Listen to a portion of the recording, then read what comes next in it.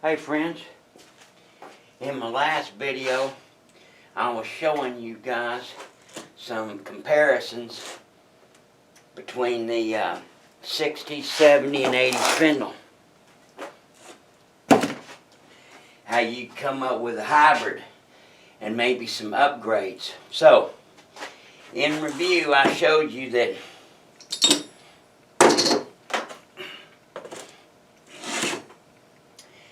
here is a Dana 70 rear hub.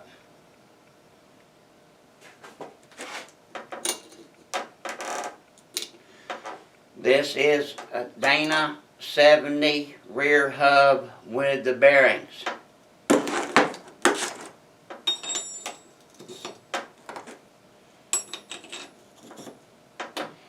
They fit on this 60 spindle.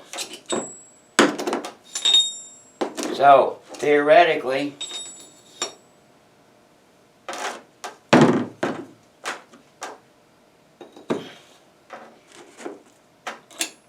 yes, you can run a 70 rear hub on there.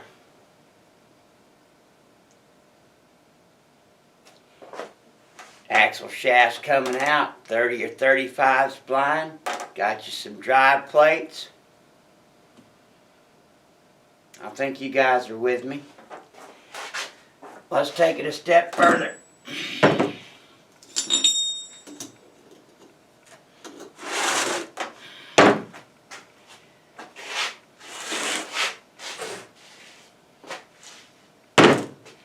Here's a Dana 80 hub. Dana 80 hub is slightly larger, slightly thicker,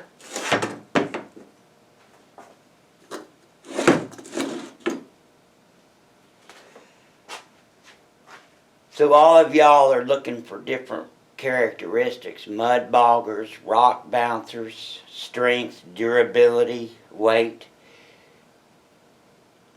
You know, I'm the king at repurposing parts. Taking parts that belong or were made for one application, but for several transformations or modifications or dimensional rearrangements, they fit on something else. That is my legacy.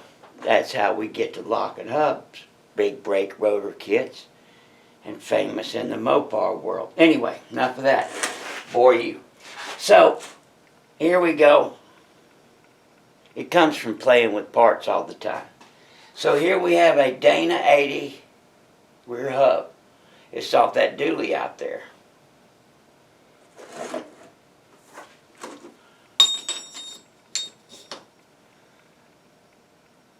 There's our review. Look at that bearing. Look at that great, big, huge behemoth.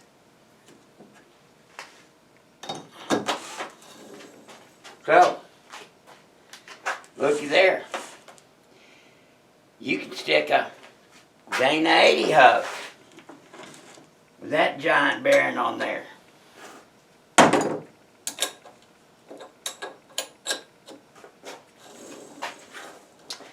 And I guess, theoretically, if you were to put you a 1/8 inch sleeve there, 125 sleeve,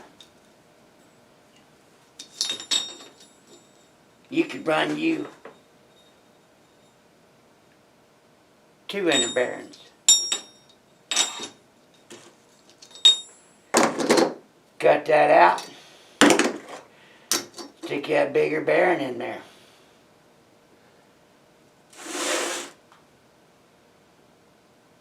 Huh? Except you run out of space right here. That's your typical 8 on 396 or 4 inches. Carrying that a step further,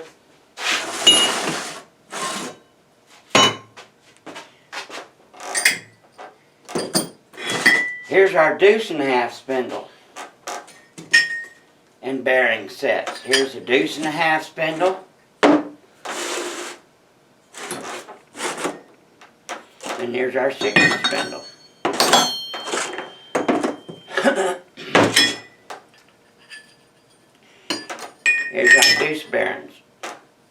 deuce and a half shares the same races. A little bit different bearings. So, how similar those were. So, like I was saying, this is 7 inches across. This is 9 inches across. So theoretically, if you turn down the deuce spindle and put those holes in there, you'd have you a gigantic whopper spindle that would bolt up to your 60 knuckle, right? Well, I guess that's kind of what those crane people did. They talk about that Magnum knuckle set and inner C's and got the, they said Rockwell pattern. I'm assuming that's a deuce and a half pattern. Now, so, but you run into a problem.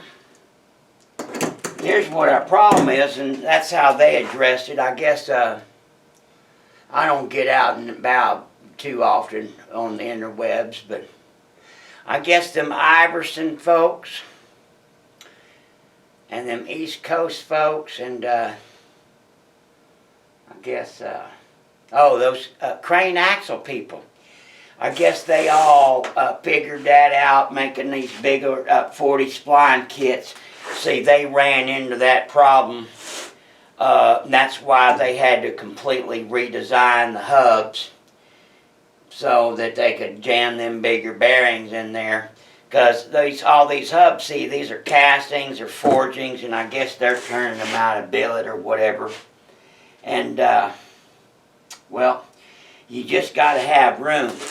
But, see, we can't stick them deuce and a half bearings in there. They ain't gonna fit.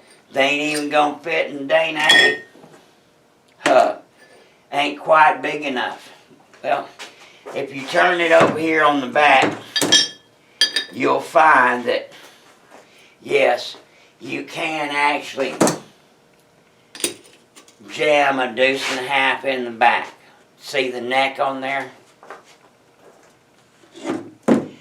You can't jam a deuce and a half on a 70, it's about the same OD.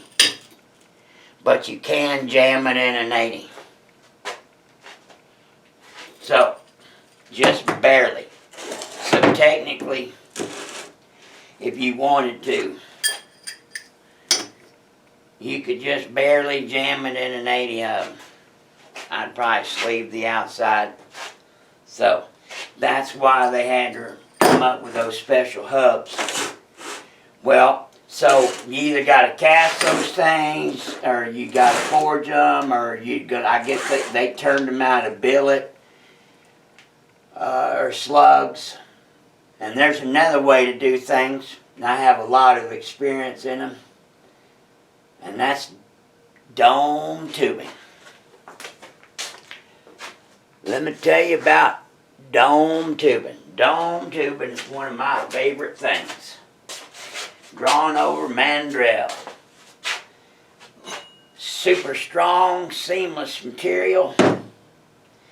I've used it in the past since we do our locking hubs. I've had to make wheel spacers for different clients over the years for different things, whether it be dualies or running some kind of military wheel contraption, or whether they're going from 8 lug to 10 lug. Those are super heavy duty. Those are 3/8 plates, 3/8 tubing. This is 1/4 inch dome tubing. These are 1/4 inch plates. But my gist is, hell, I even got some dome tubing that came in today. Working on that planetary project. Just came in today, 5 1/4 OD and a little 125 watt. Gotta have a little bit more room. Put our planetary gear set in there. So anyway, so looking at this, all I need is a flange. Now check this out. This allows us to put the flange anywhere we want to. We can put the flange there. We can put the flange there. We can put the flange there. We can copy anything that we want to do. On top of that,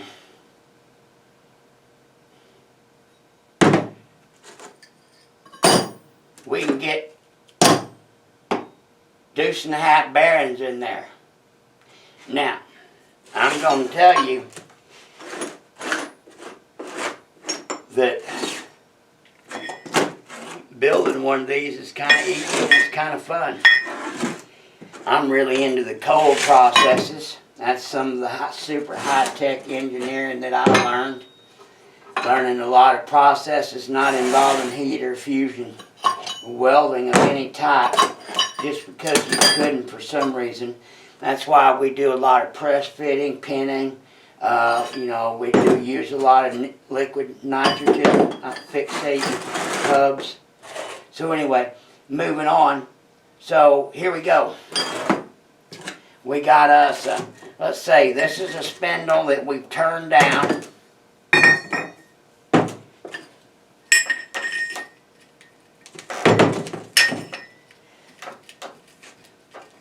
You would have to get dirt on me now.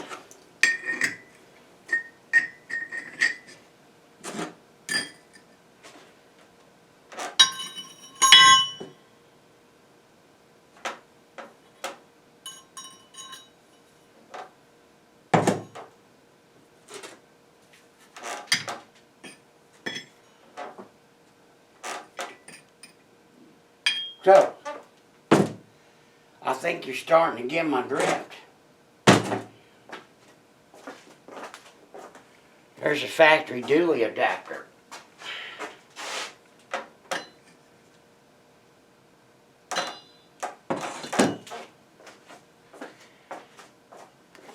Fab dually adapter. 3/8, 1 each. Heavy duty. Beast. Added capacity truck. Custom built for a client.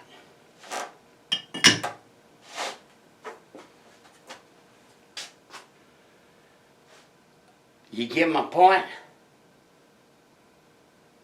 So, I guess